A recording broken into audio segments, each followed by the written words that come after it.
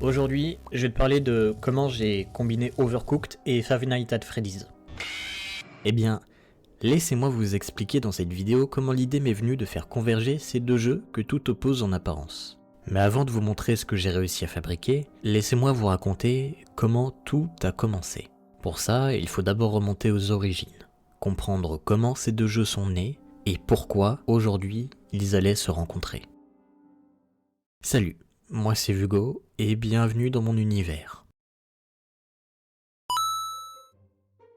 Avant de me lancer dans ce projet, il fallait que je comprenne pourquoi Overcooked fonctionne si bien. Je veux dire, pourquoi ce jeu réussit à transformer une simple cuisine en un enfer coopératif. L'histoire d'Overcooked commence comme beaucoup d'histoires de passionnés.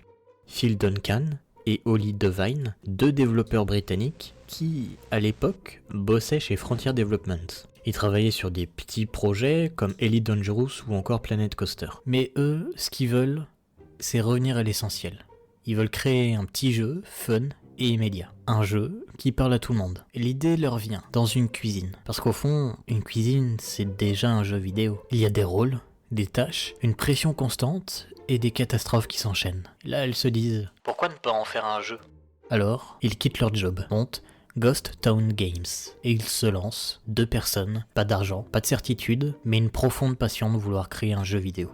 Ils commencent alors par créer un prototype, un jeu de cuisine coopératif, où la vraie difficulté ne vient pas des recettes, mais du fait qu'à 4 joueurs, le chaos est inévitable. Ils construisent des niveaux absurdes, cuisinés sur un camion en marche, sur des plateformes mobiles, tout est pensé pour pousser les joueurs à la faute. Pourtant, la boucle de gameplay est assez simple, prendre des ingrédients, les jeter à son pote, préparer les plats, crier sur son pote, servir les commandes. Le tout sous pression constante. Et pourtant, au début, personne ne veut de leur jeu. Personne ne croit en leur projet, sauf eux. Jusqu'à ce que Team 17 arrive. Team 17, c'est juste les créateurs de Worms. Rien que ça. Et eux, ils tombent sur leur prototype. Et là, ils comprennent. Ils comprennent qu'ils sont face à quelque chose qui a du potentiel. Énormément de potentiel. Alors, ils financent le projet et ils aident les 2 développeurs à produire le jeu. Et en 2016, Overcooked sort. Le succès devient alors immédiat. Ce qui devait être un petit jeu devient un classique du jeu coopératif. Pourquoi ça marche ?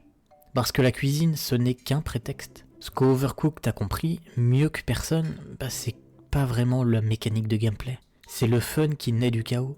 C'est la perte de contrôle, c'est le fait de pouvoir crier sur ses potes, c'est les émotions qu'il transmet. Et ça en devient donc inoubliable. Quand je repense à tout ça, je comprends que je dois recréer ce chaos contrôlé. Sauf que dans ma version, le joueur est seul. Pour que ça soit cohérent avec FNAF, il va falloir que je trouve un moyen pour rendre un chaos ordonné. On va commencer d'abord par les bases. Je pense que je vais m'attaquer au déplacement du joueur. Sauf que moi, il me faut quelque chose d'un peu plus immersif.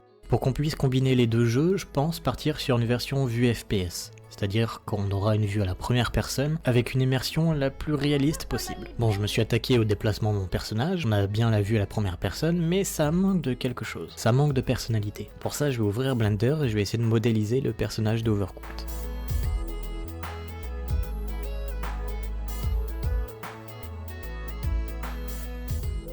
Je suis le laitier, mon lait est délicieux.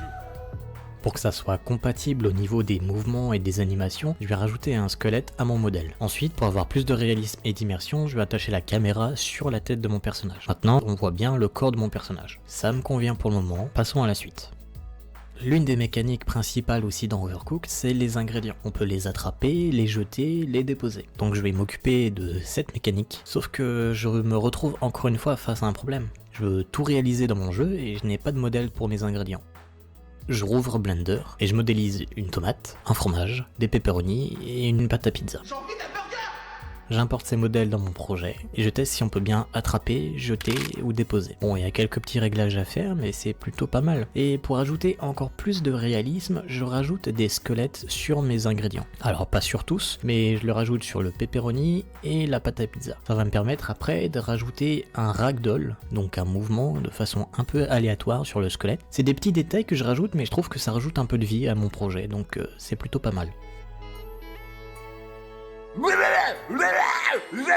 C'est ce genre de détails que j'apprécie voir en tant que joueur, donc je le fais. Mais on les dépose sur quoi exactement? Eh ben, dans Overcooked, on a des stations, on en a différentes. On a la station pour découper, la station pour récupérer l'ingrédient, la poubelle et la station de cuisson. Sans oublier la station pour la livraison. Ce que j'appelle des stations, c'est tout simplement les tables où on va pouvoir faire des actions. Je le fais en deux temps, je fais d'abord la partie programmation pour vérifier que au niveau prototype ça fonctionne. Et pour que ça soit cohérent graphiquement avec ce que je suis en train de faire, et ben je rouvre Blender et je vais les modéliser. Je m'attaque d'abord sur la station de découpe. Quand on utilise la station, on doit déposer un ingrédient, ensuite appuyer sur une touche pour découper. Sauf que, eh bien, on dépose l'ingrédient complet sur la station et à la fin on est censé avoir un ingrédient découpé.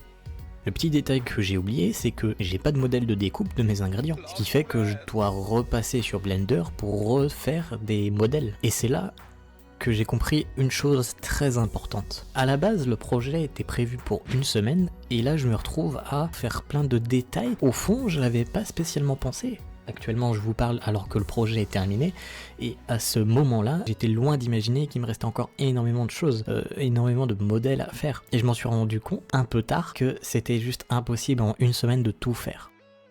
Pour le moment, du coup, je modélise la version découpée de mes ingrédients. Donc il faut une tomate découpée, un fromage découpé, un pepperoni découpé et une pâte aplatie. On reviendra plus tard sur la pâte aplatie parce que c'est pas sur le système de découpe. Maintenant qu'on a ça, qu'est-ce qu'on fait des ingrédients? Je veux dire, c'est quoi l'objectif du jeu? Dans Overcooked, on doit faire des recettes. Pour le moment, on a juste des ingrédients entiers ou coupés. Donc, je vais m'occuper de la partie recettes. Dans cette partie, il me faut différentes choses. Il me faut déjà les idées de recettes. L'objectif, c'est de faire uniquement des pizzas.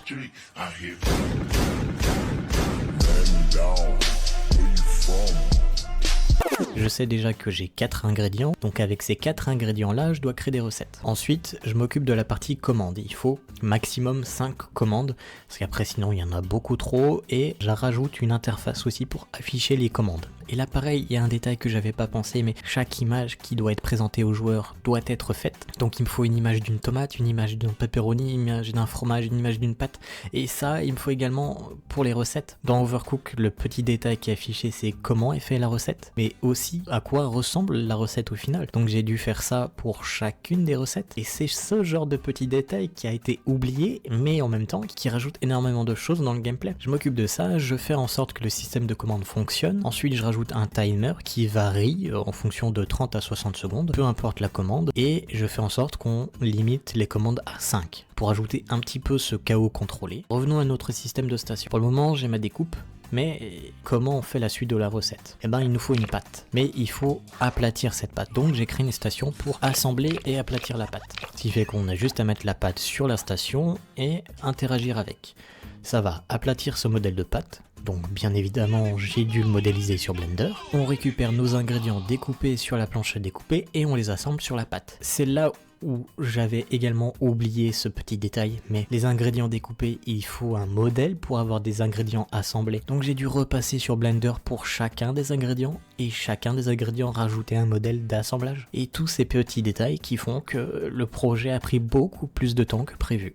Maintenant, on se retrouve avec une pâte crue et des ingrédients crus. Sauf qu'une pizza crue, c'est pas super bon. Donc, il faut la cuire. Et pour ça, je crée une station de cuisson.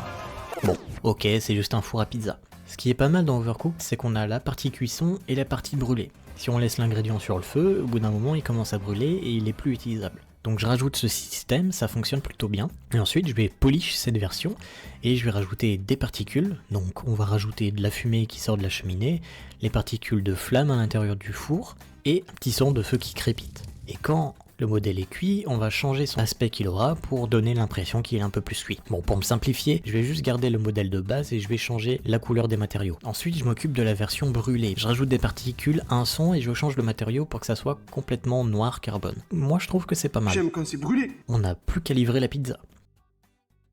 Pour la partie Overcooked, c'est terminé. Mais sauf que je rappelle, c'est une fusion avec FNAF, donc passons à la suite.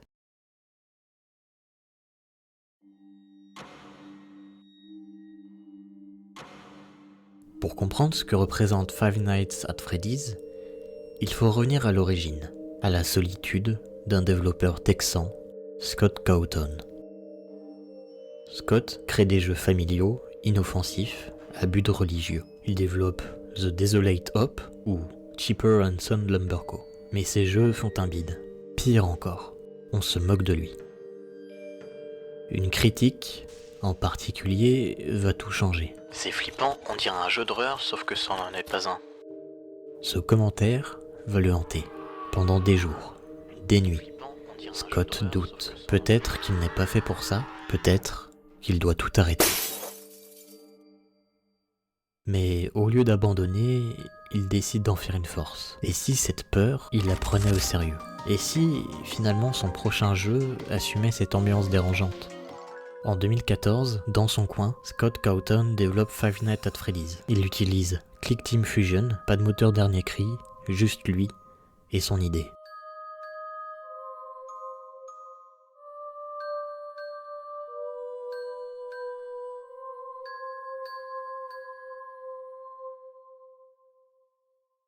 Le concept est simple, vous êtes gardien de nuit dans une pizzeria, la journée, c'est un lieu familial. La nuit, les animatroniques s'animent et ils veulent vous tuer. Pas de fuite, pas d'armes, juste des caméras et la peur.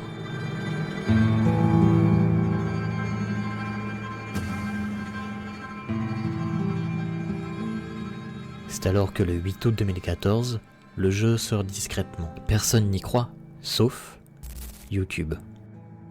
À cette époque, c'était la mode de jouer à des jeux d'horreur indépendants. Et c'est là que Mark Clear s'en empare.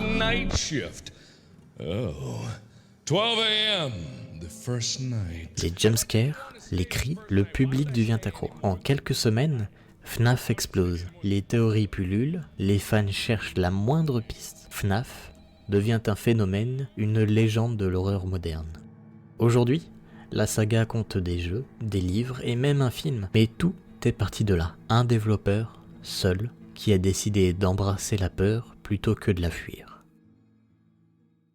Pour la partie FNAF, je vais faire quelque chose de plus simple. J'ai beaucoup moins de temps sur cette partie, donc je vais juste recréer la map, son ambiance et son environnement, et m'occuper de l'animatronique avec son IA. Est-ce que vous vous rappelez de ce petit roi oignon avec sa couronne et sa belle moustache? Ce mec qui donne des missions dans Overcooked? Ce gars qui est là, tranquille, avec sa petite couronne, et si finalement, ce petit oignon était pas si sympa que ça? Je pense que vous commencez à comprendre où est-ce que je veux en venir. Et si ce roi oignon avait une face cachée, qui apparaissait que la nuit, dans une pizzeria, et s'il agissait un petit peu comme un animatronique? Vous voyez où je veux en venir clairement? J'ai tout simplement modélisé le roi oignon en version animatronique de FNAF.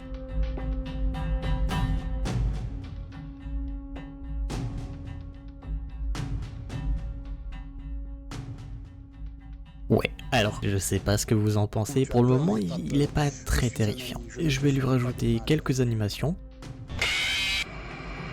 et j'ajoute tout ça dans mon projet. Ensuite, je me suis occupé du développement. Quand on va rater des commandes, l'animatronique ne va pas bouger. Mais au bout d'un moment, il va commencer à s'agiter et il va faire une ronde autour de points précis sur la carte que j'aurai donné. Et au bout d'un certain moment, quand le nombre de commandes est un peu trop supérieur, il va commencer à s'agiter et il va venir directement sur le joueur pour faire ce fameux screamer. Je me suis dit que ça serait un bon combo pour mélanger les deux versions de jeu, parce que d'un côté on aurait la pression de la cuisine et de l'autre on aurait aussi la pression de l'animatronique qui peut surgir à n'importe quel moment. Le fait de rater des commandes, ça va agiter l'animatronique et donc ça va forcer le joueur à faire de plus en plus de commandes, sauf que la pression des commandes est supérieure. Donc dans tous les cas, il va se prendre le screamer. Et pour finir, j'ai essayé de refaire la map de FNAF. Je dis essayer parce que, bien sûr, si vous êtes expert dans ce jeu, vous aurez remarqué que c'est absolument pas la carte, puisque je l'ai modélisée à ma façon pour que ça corresponde un peu mieux avec Overcooked. Et voilà le résultat final. Combiner le tout avec la map, l'ambiance, je trouve que ça a un petit côté sympa.